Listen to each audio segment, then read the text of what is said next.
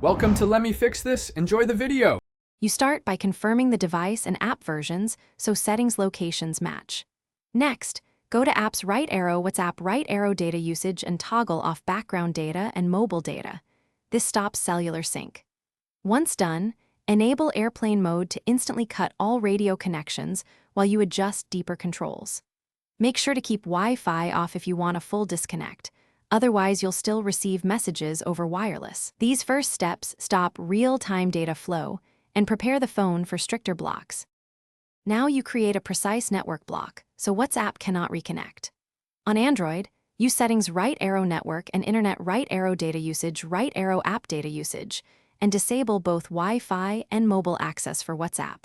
Or install a trusted firewall and add a deny rule for TCP/UDP ports used by WhatsApp.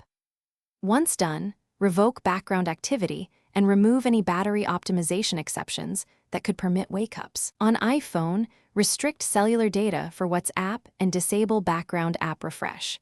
This ensures app traffic stays blocked even when airplane mode is toggled. Finish by testing. Ask a contact to send a message and watch the delivery ticks. If messages remain undelivered, your blocks work. If WhatsApp reconnects, make sure VPNs, proxy settings, or battery managers aren't bypassing rules, remove network permissions and reinstall the app if needed, or reset network settings to clear persistent routes. For a longer break, log out, delete account data, or uninstall the app. One tip: if troubles persist, reboot after changes and retest immediately to apply rules.